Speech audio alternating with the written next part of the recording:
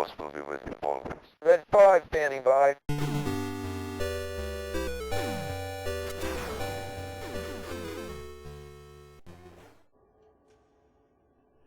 So this is a game called World of Tanks. You may be thinking, what does this have to do with training? What does it have to do with learning management systems? But I want to show you how a well-designed user interface can actually provide you with a huge amount of information in a very engaging manner.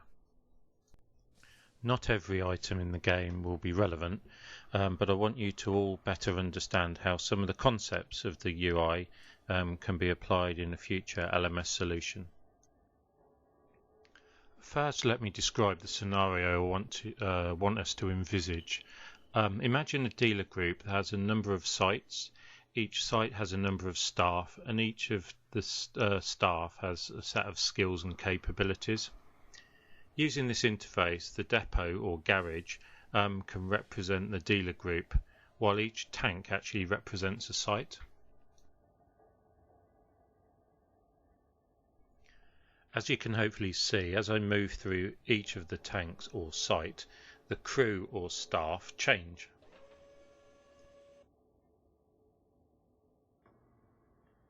As you can see, each of the member of staff has a photograph or avatar. There's also a number of icons. These icons represent qualifications or progress through pieces of training that they're currently undertaking.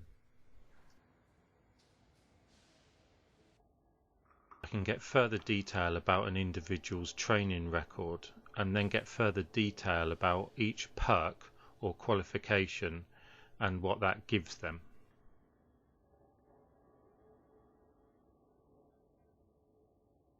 In addition to this, we can also see what awards that the individual has gained. This could show the specific assessments that the person has passed. Imagine this as their view of their certificates. If an individual needs further training, they can ask for it through the system. As you can see, they can't just request this, they actually need to earn it in many cases. There are three options here, the first of which is a rapid course. This could be analogous with our bite-sized learning. The game makes a player earn this through a number of battles, but probably we would make this a free piece of learning. Regimental School is analogous to e-learning. This is earned through credits, and in the future it may be possible for us to allow credits to be earned when, for example, you pass an assessment for the first time, or if we're able to evidence the application of learning in the workplace, this too may allow us to reward the individual. In addition, if we can start tying customer satisfaction down to an individual, we could award credits for that. Of course, we could also allow a retailer to purchase credits, and I'll move on to this in a while. The Tank Academy concept is the offering really that we provide here at the NLC, and in the future I can see this as people either coming to us or us offering a gold standard for us to actually go out to retailers and provide face-to-face training. This could also, of course, be some sort of virtual classroom, but this would be our gold standard, and as such there is a high value placed on this type of learning intervention. This section of the screen shows gold, credits and experience. The game's fairly complex here, but in essence you can gain experience through activities and then turn that into credits. Credits can purchase some items but not all. For these extra items, the high value items, you require gold. In the future, gold could be our representation of the levy, and it should be possible for a dealer to actually top up their gold in a true financial transaction.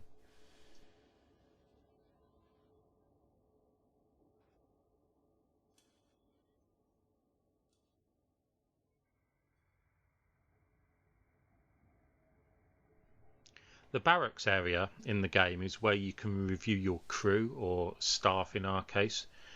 You can see the different roles. Here we have loader, gunner, etc. But in our world, we'd obviously have master tech, sales advisors, and we can right click on this to get more information about some of the individuals within our dealer network in our dealerships.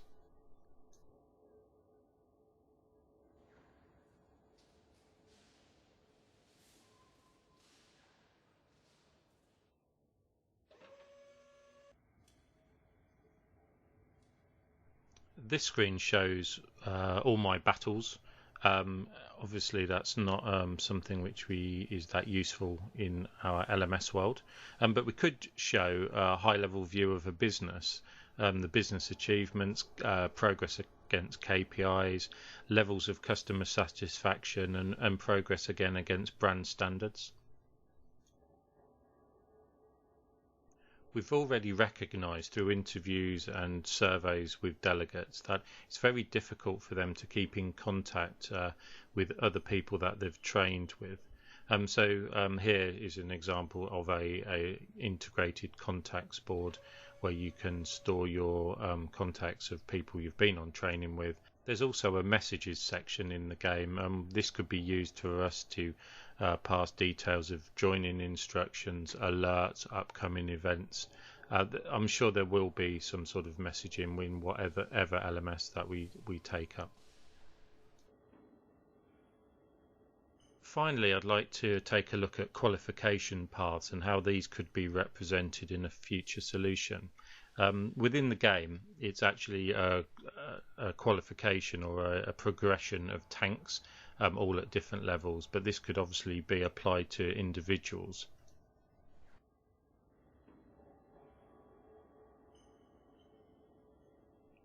It's possible to click on any of these items and to better understand the individual requirements of that level. So here you're purchasing guns and turrets, etc., but this could be pieces of e-learning, face-to-face learning, any sort of intervention.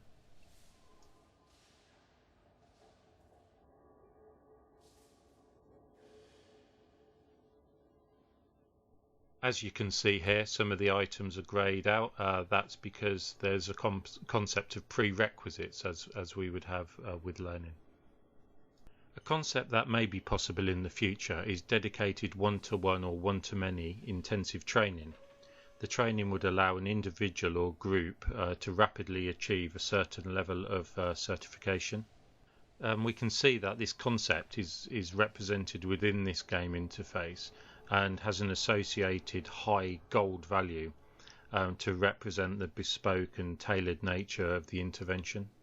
So that's all the items that I wanted to touch on in this brief user interface review.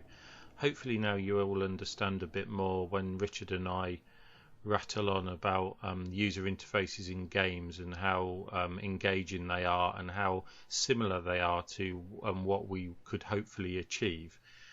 There's lots of synergies with the work that we're undertaking.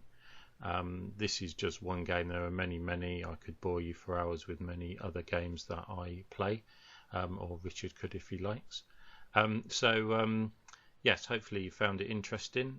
This is the sort of thing that I would be looking for in the future. Very engaging. It's lots of people play games, as from the statistics I've presented earlier.